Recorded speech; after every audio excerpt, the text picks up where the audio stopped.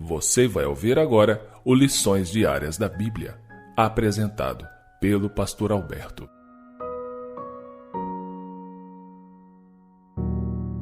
Olá, hoje é quarta-feira, dia 25 de maio, e o tema da lição de hoje é a bênção da família. E os textos bíblicos que são a base do nosso estudo estão em Gênesis, capítulo 29, verso 31 e o capítulo 30, verso 22. E Gênesis, capítulo 29, verso 31, nos diz o seguinte: Vendo o Senhor que Lia era desprezada, fez dela fecunda, ao passo que Raquel era estéril.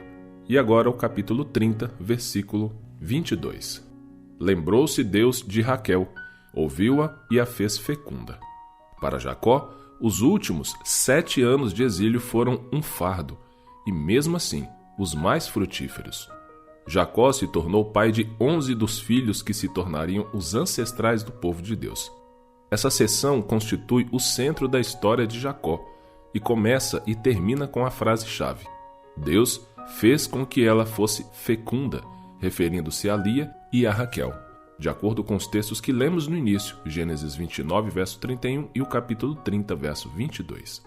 Cada vez que essa declaração é seguida por nascimentos, eles são o resultado de um milagre divino. Deus abriu o ventre de Lia e ela teve um filho, Ruben, cujo nome contém o verbo hebraico Raá, que traduzimos em português como ver. Porque Deus viu que ela não era amada por Jacó, e essa criança foi uma compensação para ela em sua dor e seu sofrimento, de acordo com Gênesis 29, verso 31. Além disso, deu o nome de Simeão ao seu segundo filho, e o nome Simeão contém o verbo hebraico chamá, que traduzimos em português como ouvir, porque Deus ouviu, do verbo hebraico chamá, a profundidade e a humilhação de sua dor, e, portanto, teve pena dela, assim como tinha ouvido a aflição de Agar.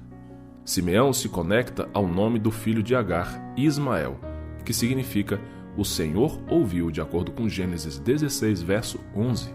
Quando Lia deu à luz a seu último filho, o chamou de Judá, que significa louvor. Lia não se referiu mais à sua dor, nem mesmo à bênção. Ela se concentrou em Deus e o louvou por sua graça. É curioso que somente quando Lia não conseguiu dar à luz novamente, Deus se lembrou de Raquel e abriu o ventre dela, conforme lemos em Gênesis 30, verso 22. A esposa amada esperou 7 anos após seu casamento e 14 anos após seu noivado com Jacó para ter seu primeiro filho, de acordo com Gênesis 29, verso 18 e verso 27 e o capítulo 30, verso 25. Ela deu-lhe o nome de José, para significar que Deus tirou dela o seu vexame e lhe daria ainda outro filho, segundo Gênesis, capítulo 30, verso 23 e 24. Por mais erradas que fossem algumas dessas atitudes, Deus foi capaz de usar essas ações, mesmo que não as tolerasse, a fim de criar uma nação da semente de Abraão. Com o passar do tempo, segundo o estudo de hoje, a gente percebe que a descendência de Abraão estava aos poucos crescendo, aumentando, e nesse caso, Deus estava abençoando a vida de Jacó.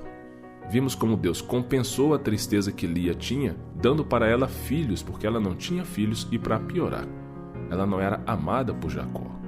Ao mesmo tempo, vimos também que Deus abençoou Raquel, que não podia ter filhos, e Deus deu para ela esse milagre. Em suma, a gente percebe que Deus abençoa muito o lar de pessoas que se concentram em servir a Deus. Apesar das falhas, dos erros e desacertos, em cada momento em que as pessoas das histórias bíblicas, no caso específico aqui Jacó e sua família, em cada momento em que se consagraram, que buscaram a Deus, fizeram um concerto com Deus, a bênção veio.